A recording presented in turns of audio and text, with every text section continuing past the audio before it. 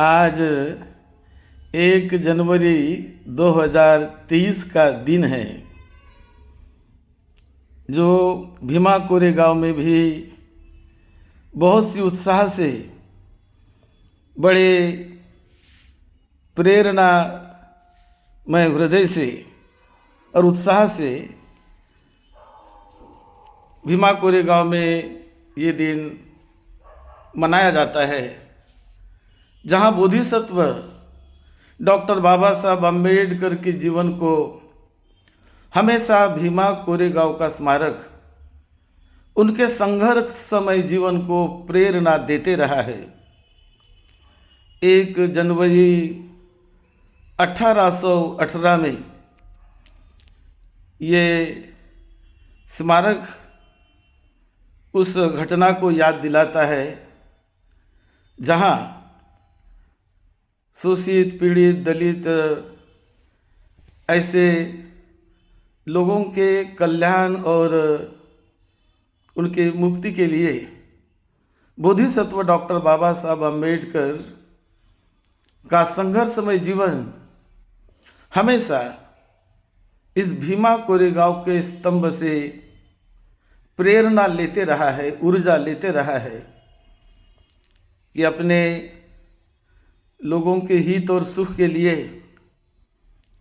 अपने ऊपर होने वाले अन्याय अत्याचार को दूर करने के लिए तथा समता, बंधुभाव, न्याय और समता, प्रेम, मैत्री प्रस्थापित करने के लिए हमने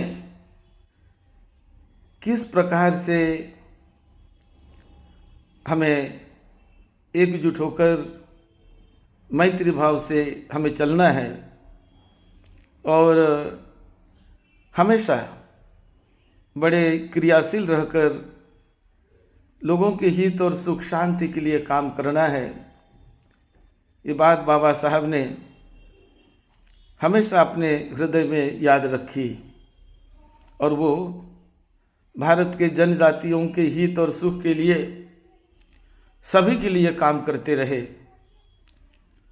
और जो लोगों के लिए काम करता है, लोगों के हित सुख के लिए अपने जीवन का अधिकांश अंश सेवा में देता है, उनका मकसद होता है कि लोग अधिक से अधिक सुखी बने, उनका कल्याण हो, मंगल हो, न्याय के, मैत्री के, प्रेम के, बंधुभाव के रास्ते पर चलते रहे।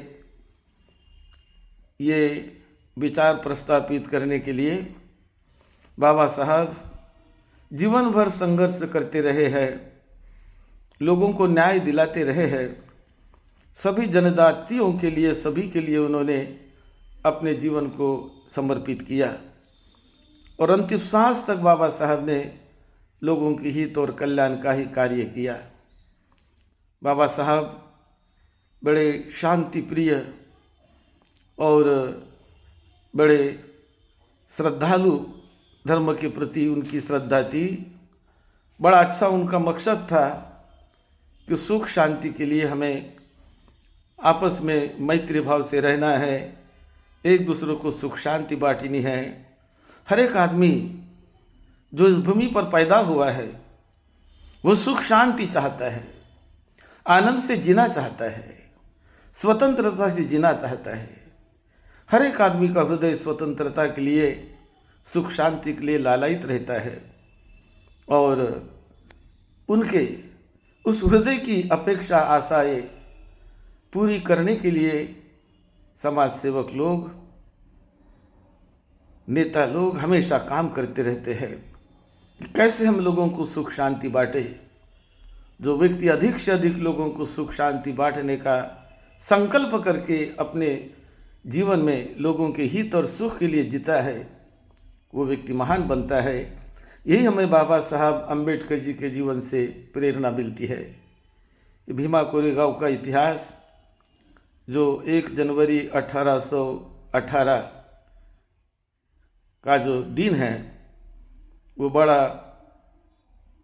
शक्ति देने वाला, ऊर्जा दिलाने वाला, शौर्य दिलाने वाला ऐसा ये दिन माना जाता है।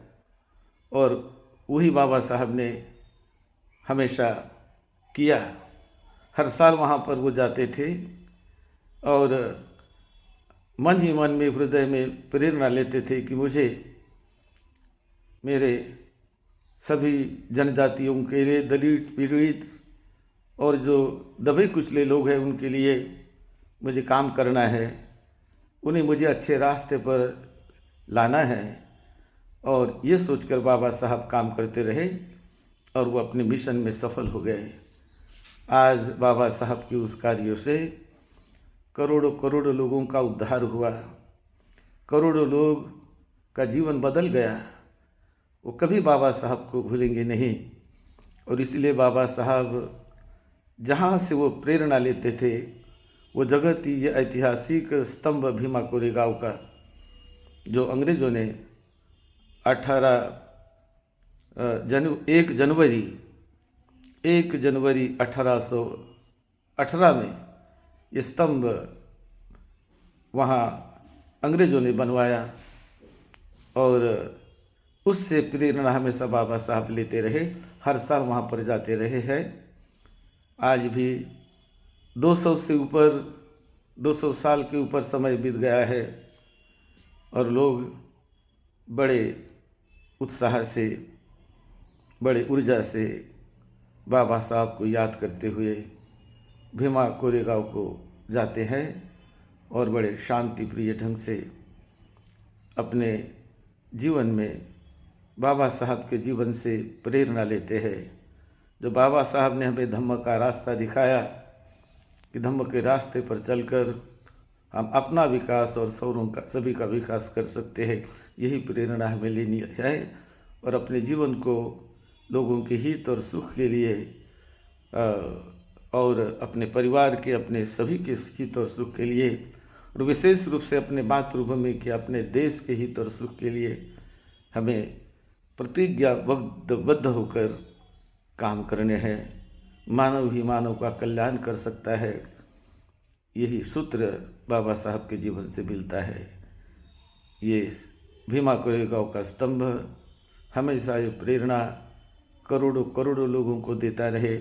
अब सबका मंगल हो, सबको सुख शांति मिले, यही मंगल मैत्री भाव से सद्धम्म की सेवा में, आपकी सेवा में डॉक्टर भदंत राहुल बोधी महाथेरो।